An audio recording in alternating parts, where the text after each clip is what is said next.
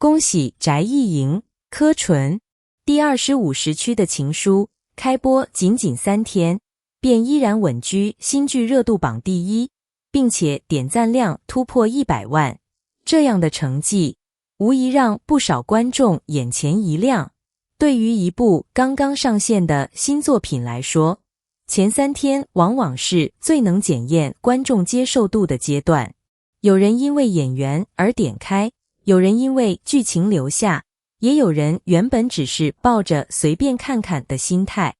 最后却不知不觉追了下去。第25时区的情书真正吸引人的地方，或许并不只是数据本身，而是它让观众产生了持续追看的欲望。剧情推进、人物关系和演员之间的互动，共同制造出一种轻松又带着期待感的观看体验。当然，网络热度只是作品表现的一部分，并不能简单等同于作品最终质量，但能够在开播初期获得如此多关注，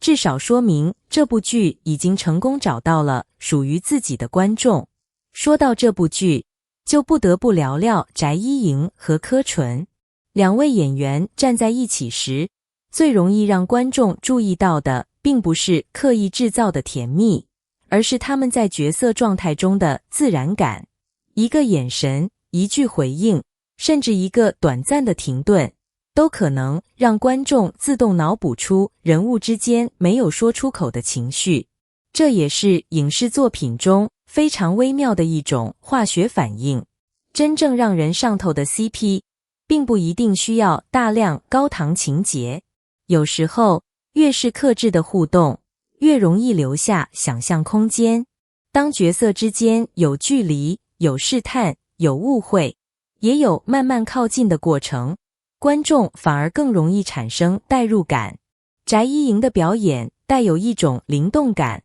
而柯纯则能够让角色呈现出较为稳定的情绪层次。两个人的表演风格放在一起，并没有明显的冲突，反而形成了一种互相衬托的效果。所以观众所谓的越看越好磕，其实不只是颜值带来的视觉吸引，更来自人物关系不断变化所产生的情绪推动。如今短剧市场越来越热闹，观众能够看到的作品也越来越多。在这样的环境下，仅仅依靠演员颜值，已经很难长时间留住观众。一部作品如果想持续获得讨论，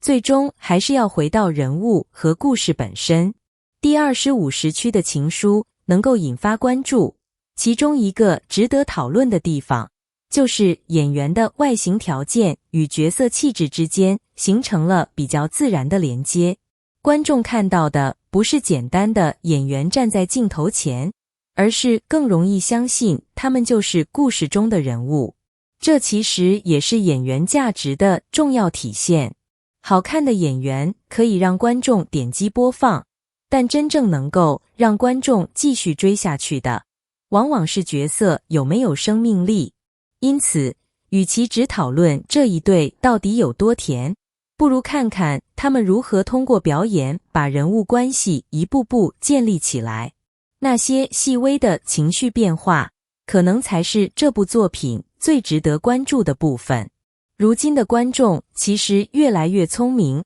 也越来越懂得判断一段 CP 感究竟来自哪里。大家当然喜欢看角色之间的默契，喜欢那些让人心动的眼神、自然的互动和恰到好处的情绪拉扯，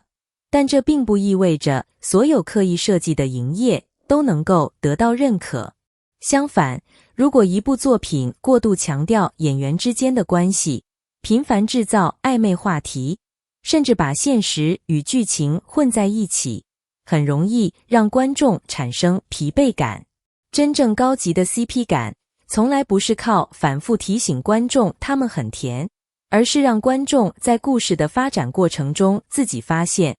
原来这一刻真的很有感觉。这也是第25时区的情书让人产生讨论兴趣的一个重要原因。翟依莹与柯纯如果能够把更多注意力放在角色本身，让人物的性格、选择和情感变化自然推动关系，那么观众感受到的甜就会更加真实。因为观众不是被强行告诉应该喜欢谁，而是在剧情中一点点理解人物，最后自然而然地站到了他们身边。其实，影视作品与观众之间一直存在一种非常有趣的互动。演员负责塑造角色，编剧负责搭建故事，而观众则会根据自己的经历和情感去理解人物。同一个眼神，不同的人可能产生完全不同的感受。同一句台词，有人看到的是浪漫，有人看到的却可能是遗憾。这种开放式的情感空间，恰恰是影视作品最迷人的地方。因此，我们当然可以喜欢翟依莹和柯纯之间的默契，也可以因为某个瞬间而心动，更可以期待他们未来再次合作。但与此同时，我们也应该清楚地区分角色和演员。荧幕上的感情属于故事中的人物，而现实生活中的演员则拥有属于自己的生活、事业和选择。把剧情里的美好留在剧情里，把对 CP 的喜欢转化为对作品质量的支持，也许才是更加成熟、更加理性的追剧方式。如果未来翟依莹和柯纯能够通过更多作品展现不同类型的角色，那么真正值得期待的，也许不是他们能不能永远绑定在某一个 CP 标签里，而是他们能不能不断突破自己。因为真正长久的演员魅力，从来不是依赖某一段关系，而是即使离开熟悉的搭档，面对完全不同的人物，他们依然能够让观众相信、感动，并且记住。所以，与其问他们下一次还会不会继续发糖，